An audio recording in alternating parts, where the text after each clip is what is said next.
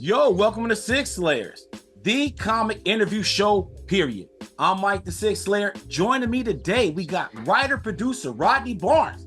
But before we chop it up with Rodney, please like, subscribe, hit the notification bell, and please comment. All right.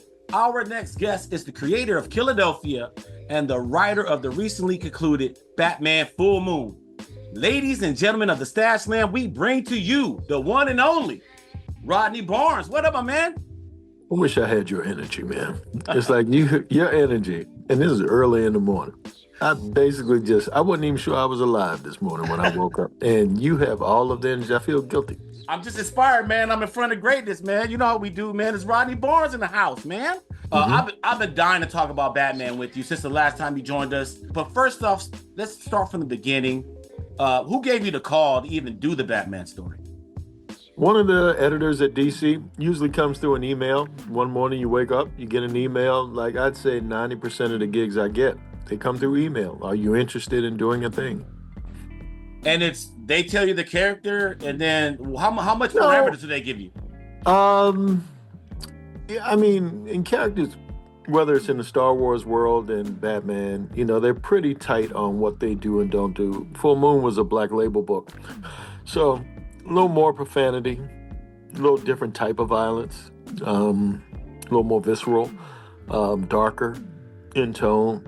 So parameters, your boundaries are a little broader than it would be if you were doing like Detective or Batman comics, the regular mainstream book. So, I appreciate it. The thing that they mentioned to me is sort of that Killadelphia feel, a thing that was darker and grittier and harder. And, I'm angry enough I can still find all that stuff in me. And what about Stefan Subic? How did you guys get paired up? Was that your idea? That was their idea. He had done a great Riddler book that I suggest everybody go out and get. And when they asked me who I had in mind, they already kind of had him in mind. When they sent me his work, it was fantastic. And I was like, yeah, we can make this work.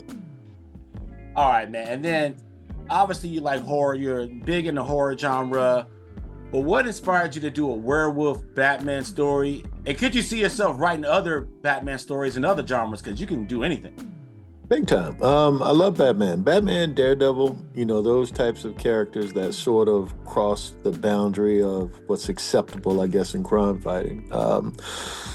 Any of the angry characters, Punisher, any of those folks, they sort of speak to, I guess, whatever sensibilities that appeal to me as a writer. As far as Batman, I would love to be able to get another shot with Batman. I think we started off, my pitch originally was a Batman Swamp Thing team up with vampires. And then they already had vampires, DC versus vampires. Right. So I pivoted to werewolves, and I was thinking about, what if a werewolf descended on Gotham City? It was pretty simple, Okay. All right, so now I want to get you, because you mentioned, you like Batman, Daredevil, Punisher. But as a writer, I wanted to get your take on Batman, the character. What kind of character do you think he is? What kind of character is this Batman in Full Moon? Well, the Full Moon version of Batman is closer to the Batman that I knew growing up. More of the Neil Adams 70s, Marshall Rogers kind of Denny O'Neil, kind of that Batman.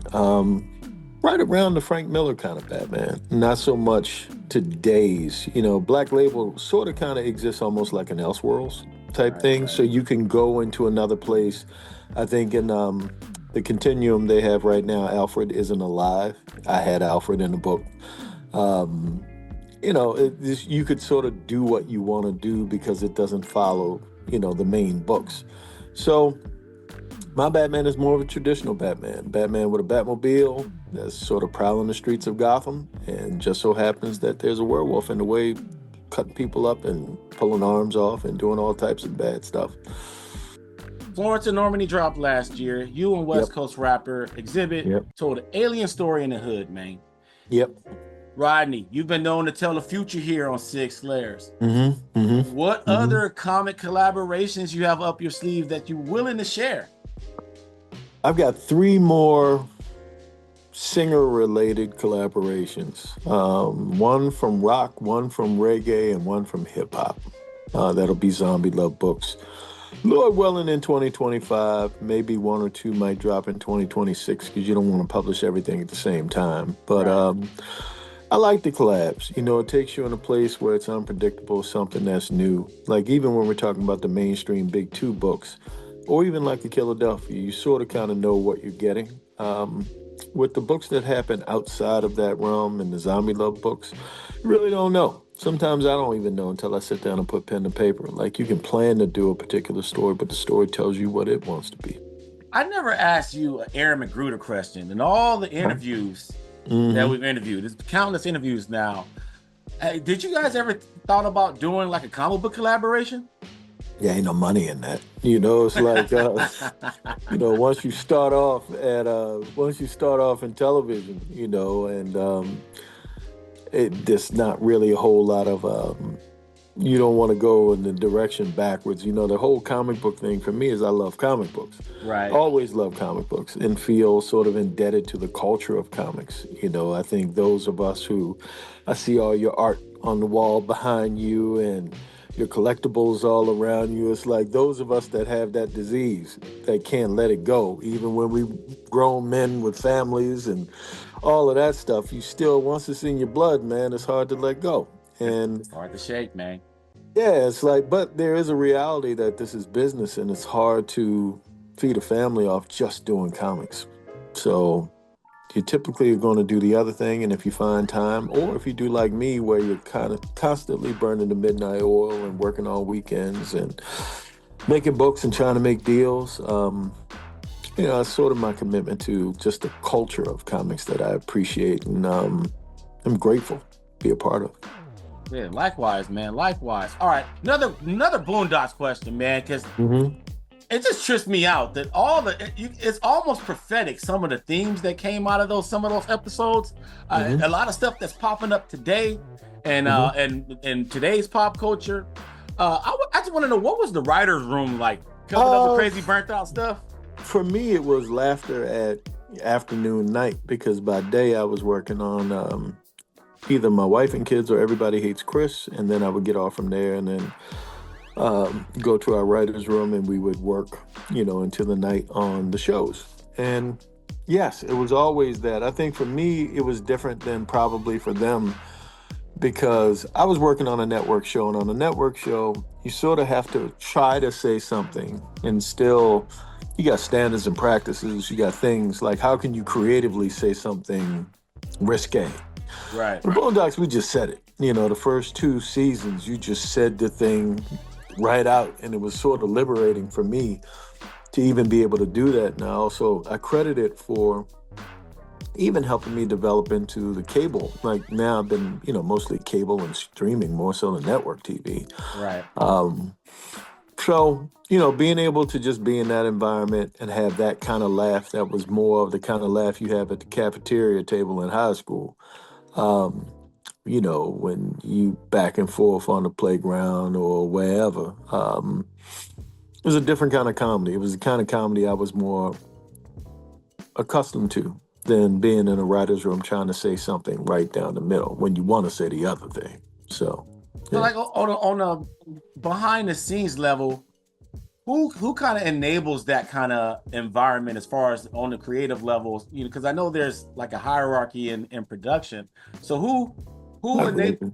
Huh? You don't really have, and on that show, every show has its own kind of ecosystem. I think that we all sort of equally, it's a conversation. It's almost like me and you talking, but I was talking like we don't have other people listening to us. I mean, you've seen me be that guy. Right, You've heard that version of Rodney. Right. And it's more of just that. I mean, and the more relaxed that you can make it, actually, the better it is, because it's hard to make comedy with strangers, Right. So you want to be in a place where you feel comfortable enough to, I come from that. I came up with the Wayanses, I came up in that world where, you were going to get it, and you had to be able to take it, and you had to be able to dish it, and so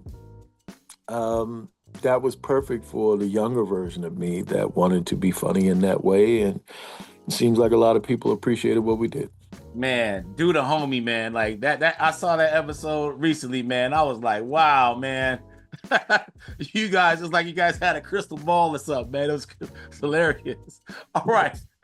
All right. You foreshadowed a little bit of DC and Marvel the big two. Or is there anything brewing on those fronts?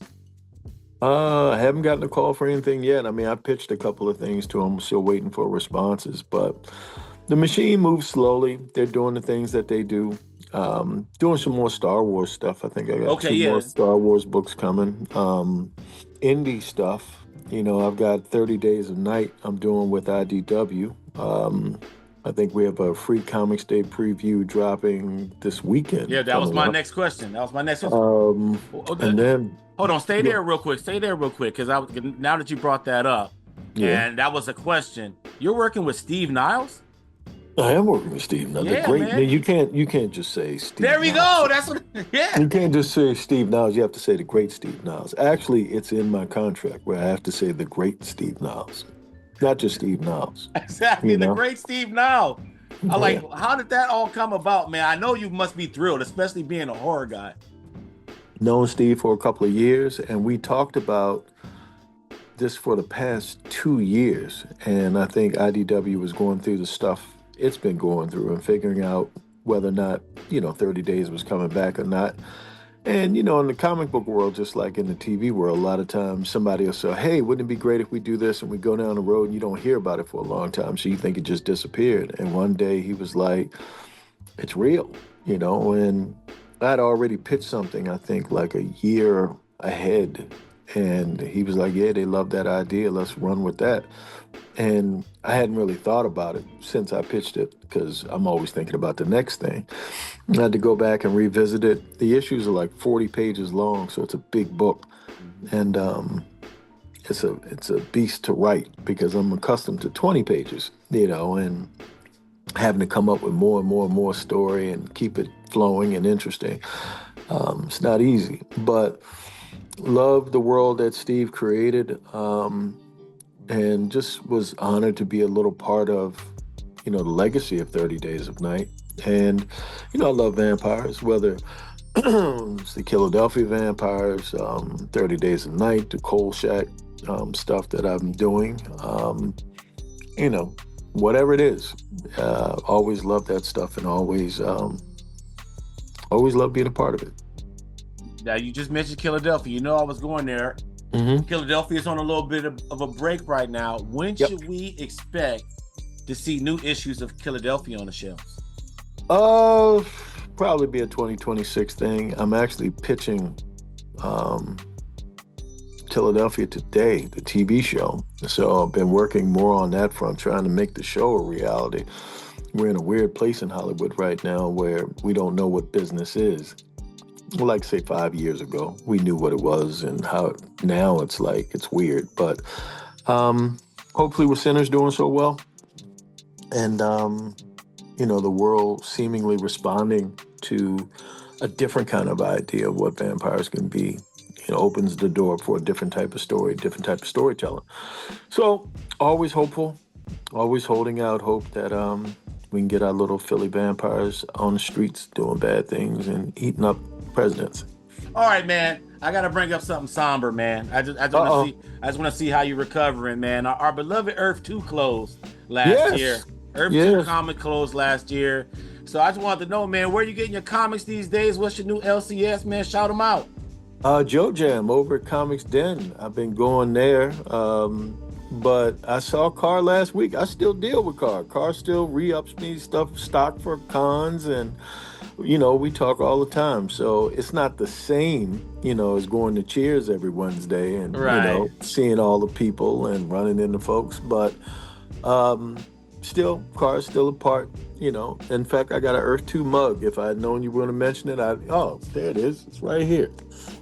There's my Earth 2 mug. There it is. Me, just the other day. So, Joe Jam over at Comics Den in Inglewood. I may be there this weekend signing for him too. I'm at Collector's Paradise and I'm going there and Free Comic Book Day, right? Free Comic Book Day. And I still go to Golden Apple sometimes. there isn't. I think this is the first time in my life where I don't have a regular Wednesday. The routine has been disrupted. Right. It's like I don't have, and this is since I was like a teenager. I've been going to every Wednesday, comics, and now it's not the same. What I do now is probably on Saturdays, I'll go and maybe get a month's worth of stuff or everything that I missed along the way. And it's more about not just Earth 2, even though I miss Earth 2 a lot. It's mostly just about life being busy. Right. And not having the time, and the proximity does play a role, but just the time. Lastly, is there anything we haven't covered? You were mentioning other projects, and we stopped to talk about 30 Days a Night. But is there anything we haven't covered that you want to talk about? Any other projects along the indie route? Not really. I mean, there's so much stuff moving and happening and going around that is still in development, or it's various stages that I'd hate to say something, look out for this, and that this doesn't happen. That's the nature of development. I mean, my podcast run full. We're still going strong. How's that going, man? It seems like you're having a good time producing that. It is. I mean, Run Full is cool. Trying to get that set up as a TV show too, and recording them every week and trying to sound scary and trying to sound like I'm sending you to a place with an odd story that, I never thought I'd be reading. But grateful, man, just trying to do that, developing more media stuff like podcasts and YouTube and different types of things that I can stay at home and do. I don't want to go out in the world with you. I want you to go out in the world and tell me what's happening. That's kind of your role when you come to the old folks home to see me. I'm looking to you, say, hey, what's going on out there, Mike? You tell me. And then you tell me, oh, okay, go on now. Go back out there and tell me some more, so I don't have to deal with the world. We got an ongoing inside joke, man. And you started it, man. It was from Baltimore Comic-Con last year. Yes. And shout out to Kwan, man. Kwan is the homie. My God. Shout out to Kwan. Kwan. So I was hoping Kwan was like a victim of the tariffs or something. We could send Kwan back, but Kwan is still here. Unfortunately, Kwan is still here. Kwan is still here. It's amazing to me. I'm sure there's something Kwan has done that ICE can get him, or somebody can get Kwan. But Kwan still makes it. I don't know what it is. Kwan should have been gone a long time ago. If I knew Kwan's address, I would turn him in. I think Kwan is in the witness protection program for anybody that's looking for Kwan. He's someplace in Florida. Kwan just got cooked. I love it, man. Hey, man, but it's all love. Rodney, man. Yes. Thank you so much for joining us, Very man. welcome. Like you always have a home here, man. That was fantastic, man. That was great, man. Always have a home here on Sig Slayers. Pick up any graphic novel of Killadelphia, any graphic novel of Star Wars: The Mandalorian, and the newest graphic novel of Batman Full Moon comes out in, I think, in a couple weeks, right? Couple weeks, yeah. Hardcover.